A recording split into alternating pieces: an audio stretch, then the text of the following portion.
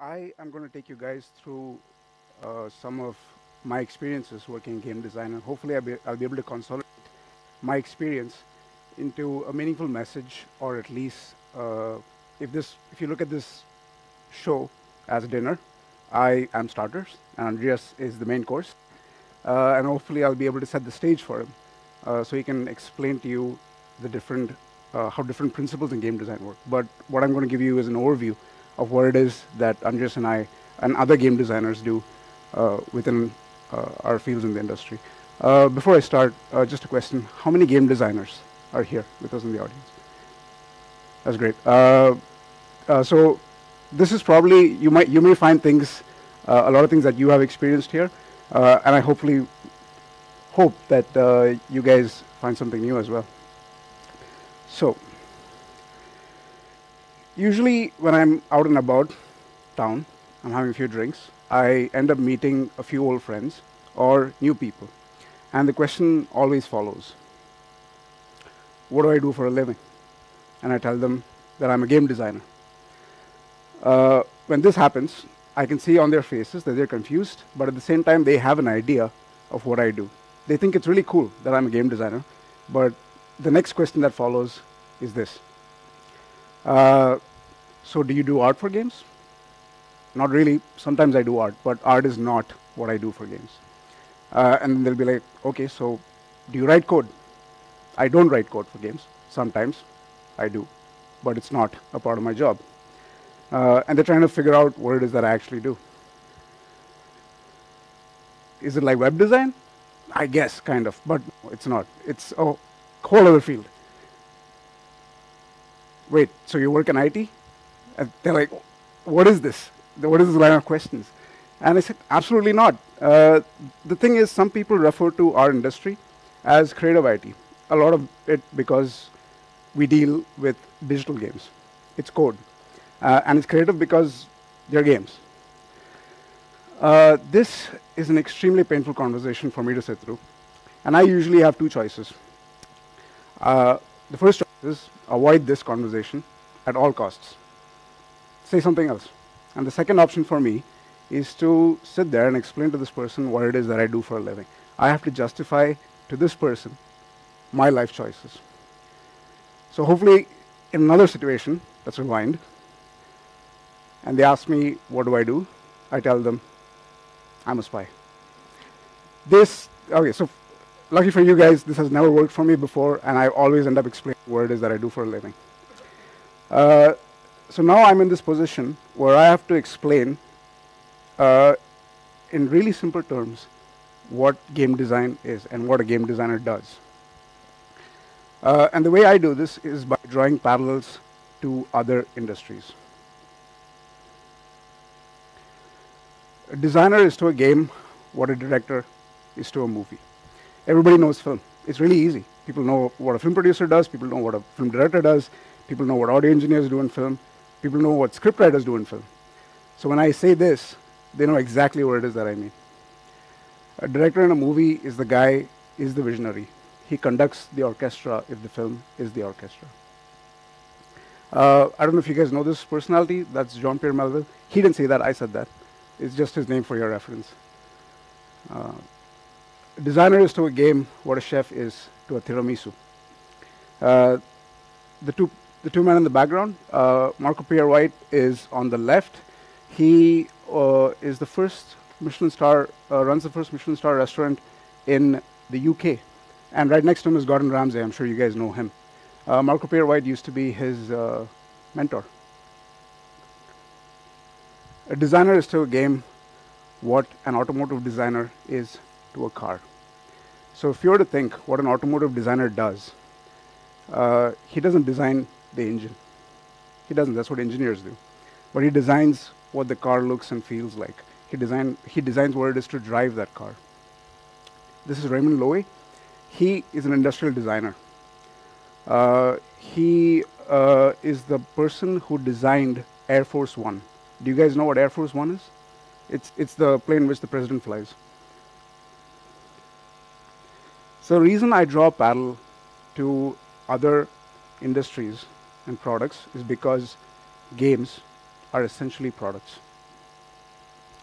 Just like movies, cars, and tiramisu. They're not different.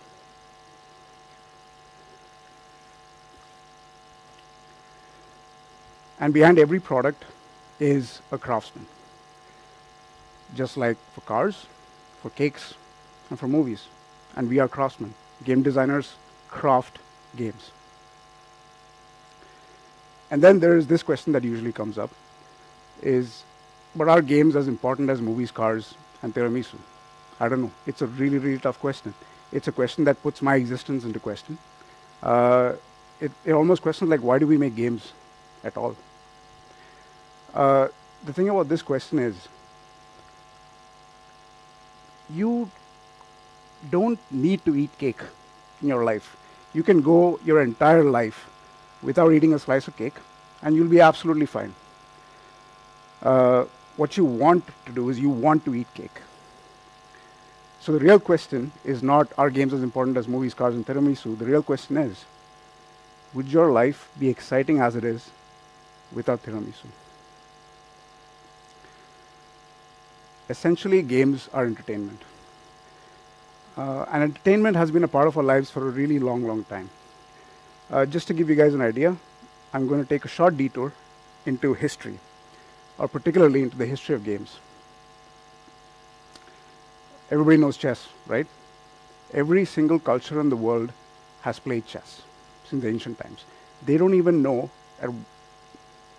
who designed this game. We don't know its origins. It is theorized that the origins of chess is an Indian board game called chaturanga, which is very, very similar. And I'm not sure, but back in India, we have different names for the chess pieces. The castle piece, it's called the rook. That's what they call it in the English versions. For us in India, it's an elephant. It's not the same as everything else. And for different cultures around the world, they have different names for their pieces. And it is theorized that chaturanga is the earliest known records of a game similar to chess. So it is also theorized that chess came from chaturanga. And then you have Ludo. Ancient game, absolutely ancient. It's so ancient that it's recorded in one of our Indian epics. It's a myth. It's called the Mahabharata. And it's essentially a story between two families and two dynasties. And at one point in the story, one person from a family decided to trick another person from the other family to play a game of Ludo with them. Ludo is a game of dice. And that game, the bets of that game kept escalating up until a point where the other person lost his kingdom because of a game that they played. Rota. This image here is Rota. That is Shopat or Ludo. It's an ancient Indian painting. And that's chess. So Rota here is a game that was played in ancient Rome. This is a board game. All of these are board games. Rota is a game that's not built on a board. It's actually carved into the pavements of Rome. If you still go to Rome, you will find those carvings. It's essentially tic-tac-toe. It's a two-player tic-tac-toe where you have 4 black pieces, 4 white pieces, and 1 piece in the middle. And the goal is to get, the goal is to get 3 pieces in a line. It's ancient Roman tic-tac-toe. One of the other games, a Viking game, is called Hnefatafl. I recently discovered this. It's again very, very similar to chess. It's played on a checkerboard where one player has to control the white pieces in the center, and he has to protect his king, who is absolutely in the center of the board, from the armies around the edges, which is played by the other player. Ancient game. Senet. I should probably start out this one because this is the most ancient game that is recorded in human civilization. It was played in Egypt. Again, it's a game of dice. And then you have this weird game called Jomsvikinger. This is played by Vikings and Scandinavians. It's a drinking game where 2 Vikings are blindfolded and they're drunk. That's a given. And they have to place one of their hands on a chest, on a wooden chest. It's probably in the middle of a tavern or something. And they have these bags filled with heavy things. And what they have to do is they have to hit each other with the bag while they're blindfolded. but they shouldn't leave their hand from the table. I wish I could show you guys a video of this, but if you have time, please Google that. It's hilarious to watch. There's a few Viking conventions around the world, and they play this game. They play both Hennaftaffel and they play Jomsvik Vikinger. It is hilarious. Anybody know what game this is? So this is Pong. Pong is the first digital video game that came out in 1972. It was designed by Alan Alcorn. And it led to the birth of the video game industry. All of these games that I show you guys here today was designed by someone. Somebody had to sit down and think about the rules and carve a checkerboard onto a piece of wood, carve stones out of characters, and make the rules in which the game is played. Somebody did that. That person is a game designer. And in the case of that Viking game, the Drunken Viking game, there was no boards. There was no, stones or anything that they had to carve with. It was just a drinking game, but it's still a game. Somebody made the rules for that game, and it's fun. 40 odd years later, if you fast forward, we come to today. And these are the games that we play today. Games are at the frontier of entertainment. And like most entertainment, they allow us to escape, learn, and teach lessons about life through stories and mechanics that game designers craft. So do you get it? Yes, games are as good as tiramisu. Then what does a game designer do? If games are products, what is it that I as a game designer do to make this product? You guys have seen the other talks. You guys have seen people who code games. You guys have seen people who make art for games. Isn't that enough? Isn't that enough? Are those professions enough to make a game? What a game designer does is we essentially create the rules or the foundations of the game. It's a structure. We design the rules of play through which players use to achieve mastery and success. We craft experiences. We make stories. We pace them. We design tasks. Everything for the player to accomplish. And most of all, we make it fun. That's how I look at it. I look at game designers as engineers of fun. No one plays a game that isn't enjoyable. Chess wouldn't be around for this long if it wasn't fun, if people didn't find mastery in it. It is an incredibly complex game. It's made of extremely simple rules. That's the glamorous part of game design. When I tell people like, oh, we craft stories and we make missions and all of that stuff, that's great. But if you were to ask me what it is that I do day to day in my life when I come to Nordeus and I work here, or any other game company that I worked at before, what we essentially do is we solve problems. This is the unglamorous part of it. This is like the worst part of game design, but it's absolutely necessary. Back in 2014, a game designer called Liz England published an article, and she managed to encapsulate what it is that we do day to day in a really, I don't know, it's the best way to describe it. So I'm just going to repeat her words to you. So this is what she said. Imagine you are making a game. And what you do is you're going to ask yourself a question. And the question is, are there doors in your game? It is the game designer's job to answer that question. It's not enough that he answers that question. You again need to figure out that there are more questions to answer. So let's start with that. Is there a door in your game? Can the player open these doors? Can all doors in your game be opened? Are there some doors just for decorative purposes? Are there doors that can't be opened? What does a player have to do to open a door that is locked?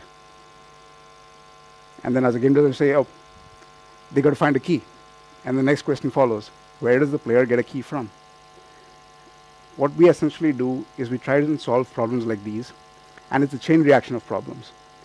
We go at it one at a time until we figure out what it is that the player has to do in a game in order to accomplish a certain task. If you guys have access to this presentation later, the link is on this slide. So feel free to go and read that article. It's great. It's a really great way of explaining what we do. So can anyone become a game designer?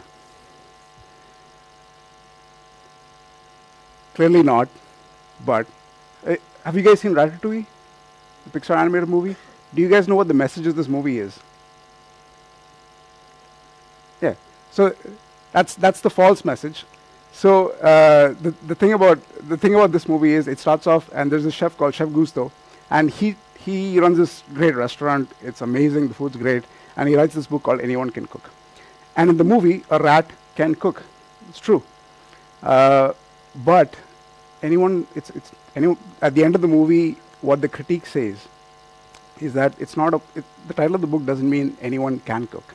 What it actually means is that a game designer can come from anywhere. I've met game designers who've come from various backgrounds. I've met game designers who are psychologists, which is a very important aspect. If you want to be a game designer, you need to know how the human psyche works. I've seen game designers who come from game testing backgrounds. I've seen developers and artists become game designers. I've seen a lot of people become game designers. What's really interesting is that the people who choose to become game designers or who have a knack for it have a few traits that I think are important if you want to choose to become a game designer. We are essentially problem solvers. That's our first trait. So it's the unglamorous part of the job. We solve problems. You're making a game, it's a fantastic story, and the first thing the player has to do is cross a bridge in your game. If the player does not cross the bridge in your game, the story doesn't begin. What if the player doesn't cross the bridge in the game? There's a whole game waiting for the player right after the bridge. The player's not going to cross the bridge. What do? We solve problems. And we love solving problems. We go looking for problems to solve. This is literally what we do for a living. The reason why we go and try and look for problems is because we always want to be one step ahead of everybody else. It's a very challenging medium to work in. We want to innovate all the time. You will only innovate if you understand what a good problem is. There's various problems to solve. Half the battle is in defining a really, really good problem. The other half is finding a great solution for it. I'll give you an example of a really, really good problem that nobody noticed, and it's not from our field or anything. There's this book called The Art of Innovation. And in that book, it's based on a company called EDO. It was based in San Francisco. It was run by a bunch of product designers. They would go, look out, go out into the world, and try and find problems to solve. And one of the problems that they found was that when a lot of people used toothpaste back in the day, the toothpaste would form crusts around the cap area. It was very disgusting. It wasn't hygienic or anything. It felt like a terrible experience. It's like, those stickers that you get on fruits when you buy fruits. It's a horrible thing. I know it's an apple. You don't have to put a sticker on it to tell me it's an apple. Because when I have to eat it, I have to peel the sticker off, and I have to flick it off with my finger. It's a terrible experience. They found that problem. Not a single person in the world complained that their toothpaste caps were crusted with toothpaste. And one of the things that they did to innovate Crest, which is a branded toothpaste, was toothpaste wouldn't crust at the tip. They designed this in such a way that when you squeeze the toothpaste out of the container and when you let it go, it would suck the remaining toothpaste back. You wouldn't get any crust at the ends. That's literally what we've been exposed to today. We don't even know that toothpaste used to get crusted at the caps. All we know now is putting toothpaste on your brush is a great experience.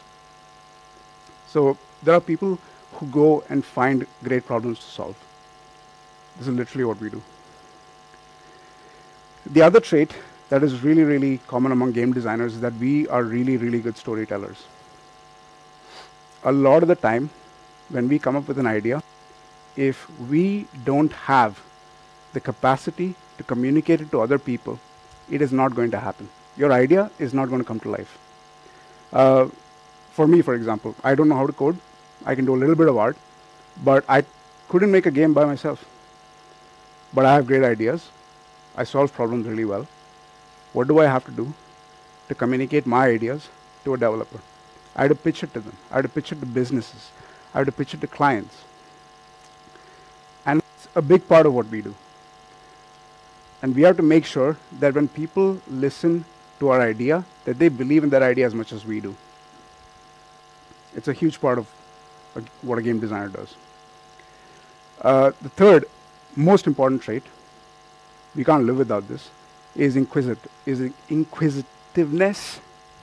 We are generally a very, very curious people. We love asking questions. We like to understand what it is that we just experienced. If you went skydiving and you didn't ask the question, why did I feel that way when I was skydiving? You're probably not going to be a good game designer, because the point is to ask yourself, why is it that this experience was so fantastic? What are the aspects of that experience that you can carry forward? Why did that happen? And that's the question that we ask all the times of ourselves. It's the door problem, except one level further. Why is there a door in your game? Does your game need doors? I don't know. You have to answer that question.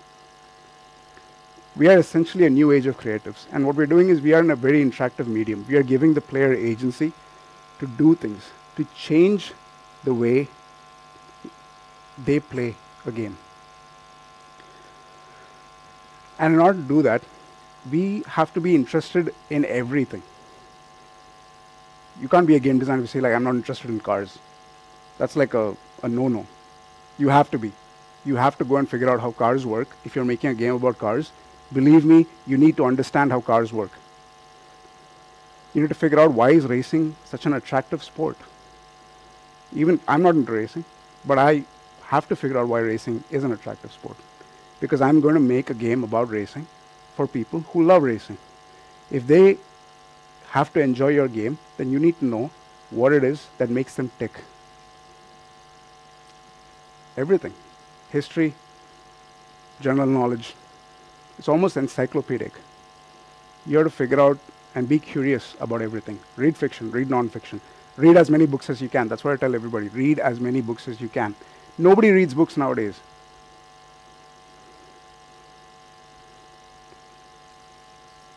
This is another question that I get.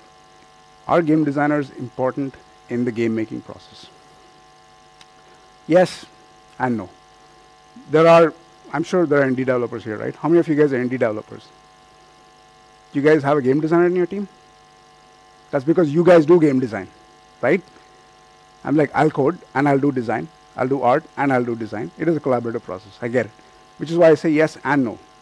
But what's important is the design process. Most indie teams, I don't know if they know about this, but there is a design process. It is common amongst all fields of design. Product design, car design, everything. It's the same. UX, they follow this design process, or slightly different variations of this. So the reason I say no is because what's important is not the designer. What's important is the thought process behind making a game. And it goes like this. First step is you define a problem. Go out there into the world, find a problem, come back. This is where your first trait is going to help you. You have to find a really good problem to solve. The next thing you do is you do research. You go and figure out, has this problem been solved before? Believe me when I say this, almost every single problem in our world has been solved before. The first person who figures out who solved it first is going to solve that problem again. You're going to have to go out and figure out how different other people solve that problem. It's not that there is one good solution to a problem. There are many solutions. You have to identify which is the best solution for your problem. So you go out there and you do research. You play other games, you watch movies, you read books, do whatever you want. That's where inquisitiveness helps. You've got to be really curious. Figure out how things work. After you do research, you try and figure out what's a great solution. Maybe you didn't find anything in your research. Maybe your research itself gave you a solution. Use it. This part is the creative part. This is ideate. This is the glamorous part of game design. Once you do this, you write a spec, you prototype this idea just to see if it works. Does it fix the problem? And prototyping can be really cheap and easy. You can make a board game instead of making a digital game. If you really understand what the concept of your game is, you can make a paper prototype. And there's another step that happens is usually after you prototype, you have this thing called an iteration loop. You prototype, you test, you give it to people, ask them what they think about it, then you'll understand, did you solve the problem or not? Or are there now new problems to solve? You won't know until you prototype and you test it. So this is the iteration loop, and it goes on for how many ever days that it takes. You got to fix the problem. Sometimes you nail the idea. The idea was great, you prototyped it, it's fantastic, it works right out of the box. If not, you iterate. You go and figure out, are there other problems? Is there still a problem to solve? And you go through the same phases over and over again until you get something that is a product, and then you release it. This is the process. This is a job at the end of the day. This is a job that one person can do in their entire lifetime. So indie devs, if you guys are listening, go through the process. You guys probably already do this subconsciously. It's natural. But it's important that you don't miss the beats of this process, because you never know where a solution is going to hide. You don't even know if you defined a problem right. I've been in situations where I didn't define a good problem. And I ended up solving the wrong problem because I phrased the problem differently.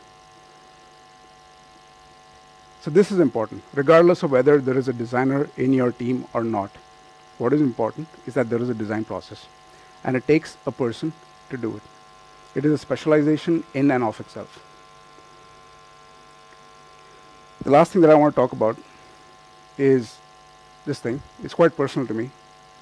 As game designers, as people who pursue entertainment as their profession, we have a responsibility at the end of the day. And the responsibility is we have to be worth people's time. It's a big part of what I do. I have to make sure that my solutions are worth the developer's time. I have to make sure that my solutions are worth the artist's time. I have to make sure that my design has the aspirations of everybody in my team. It's a really simple example. It's probably a really terrible example as a business case because this movie earned a fuckload of money. But the responsibility is, how many of you are going to remember the first movie compared to the sixth one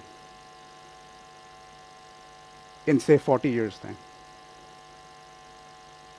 That is memorable. This isn't. This is a shit movie, but makes a lot of money, which is why I said it's a terrible example. But that's besides the point. What is the point is that Jurassic Park, the first one, is timeless. It is absolutely timeless. People have entire memories of their life dedicated to that movie. It's based on that. I watched that movie when I was 3 years old in a theater. I still remember that. I don't remember this at all. I don't even remember the one before this one, in fact. So that's it. That's what we do as game designers. We go through the process. It is a job. It's very demanding. It has traits. The good news is a good game designer can come from anywhere. But avoid bad design at all costs. Don't do that. That's a waste of your time. It's a waste of other people's times. Might not be a waste of money, but different topic. So thank you.